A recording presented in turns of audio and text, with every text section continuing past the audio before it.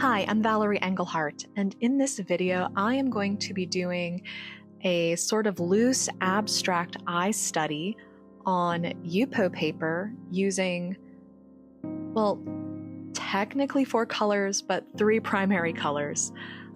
Right now, I am working with yellow ochre. On that piece of paper, I have squeezed out some permanent red and Prussian blue. All 3 of those colors are by Daniel Smith, and then towards the end I am going to bring in a cool red, and that is also Daniel Smith, Permanent Alizarin Crimson. But I am working with a yellow, a red, and a blue. And Yupo is interesting in that it is a synthetic surface, so the watercolor doesn't sink into the page, it just sort of sits on top and pools. So you need to be very conscious of your water control, the wetness of your brush, and how those pigments are going to spread and interact with each other because they are not sinking into the paper, and there's no texture to the paper. So there's not going to be any like tooth or little bumps. Now, different for my painting, as you can see, I am wearing gloves. And that is because Yupo will hold on to the oils of your fingers, and I like to touch my paper. And I've found this happening before, where if I touch it with my fingers, it creates an oily spot, and I would either have to clean it with alcohol, or honestly, I probably wouldn't notice it was there until I paint on it, and then the paint won't go on the paper there, because, you know, water and oil don't mix. So I was back to the painting itself. After applying the red, I wanted things to be a little looser, so I just applied some water in a few places and have let the pigment flow into the wet area. Bleeding away like I do on cotton paper really doesn't work the same as it would on Yupo. So whenever you blend something out, it fades into nothing. It's really hard to get that fade because the pigment will go as far as that water goes, so you will almost always end up with some sort of hard line. It might be faint, but you will always, I have found, end up with some sort of a hard line. And so that's just something to embrace in the Yupo paper. Now I've picked up my Prussian blue, and I have not used this color in years, and I don't know why, because I love it. It is nice and dark and rich, but there's still a vibrancy there. So whenever I paint, I like for one eye to be the dominant eye, and so in this case, that is that one that we see on the left. But the right eye is still important as well, and because I'm not painting an entire face, I am just painting the eyes. I really do need to do this correctly, so I've mopped my brush on some paper towel, and I'm now lifting the paint.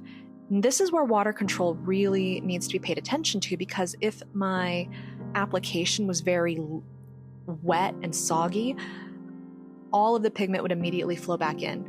So when I'm applying my pigment onto the Yupo, I'm usually going in with a pretty thick consistency.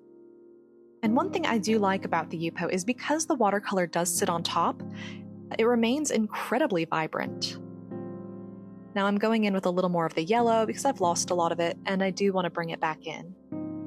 Lifting my paper up now because these eyes are crying in anger and frustration, and so all I do is load up my brush with water, apply it around the eye, and let it drip.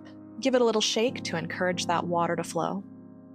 And because this is synthetic paper, the water does drip down more easily, I find, than on my cold or rough press cotton papers. Wanted to add another little streak, but I didn't want it to completely match. I don't like when 2 sides are too samey, so I do go in and manufacture an extra drip in that tear line. Hi, Valerie here. I just wanted to pop in real quick and ask, do you want to paint with bold, vibrant watercolor?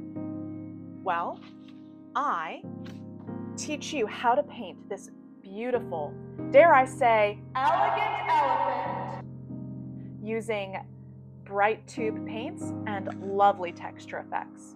Just go down to the link below, and it doesn't cost any money.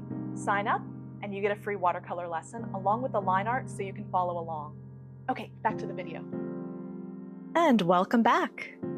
Now I've let this part dry, and I'm going in now with that alizarin crimson because I do want to outline that right eye a little more, but I don't want to go in with more blue. That's going to get really dark and a little boring.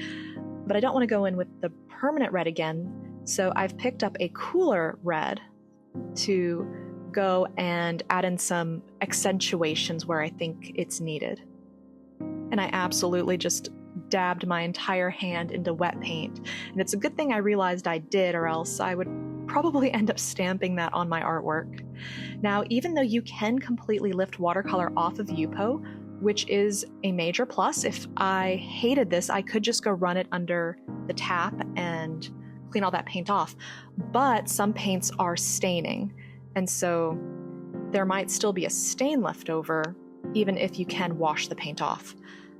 Right, going in with my brush again and lifting, that is one of my favorite things to do with Yupo, in that if you've watched my videos, I like lifting on any paper, but especially on Yupo because that paint reactivates very easily and you can get back to the white of the paper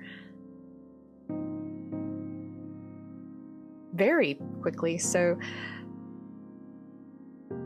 obviously you have to account for staining, but sometimes I actually really like that staining. I don't want there to be a bright white. I still want it to be tinted with color. And so that staining can actually really work in your favor, especially if the painting is going the way you want it to go. And for this, it was really just a warm-up study, and I wanted to try new things, but also kind of get out some of what I'm feeling. Going back into that left eye now, even though I do love how that tear does drip down like through the eye, I wanted to put a pupil and I want it to have a little more detail, but if there's an area you really like, leave it alone. So what I really liked was how the bottom of that iris bleeds with the tears and goes down the face. So I was very careful not to add a line there and cut that and separate that, because that flow is part of what makes this piece, I think, really special. Going in, just lifting out a little bit more. And here's the finished painting. If you liked what you saw, go ahead and press that like button so I know to make more videos just like this. And if you want to see more from me, press subscribe because I make videos every Monday and Thursday. Thanks so much for watching. I'll see you later. Bye!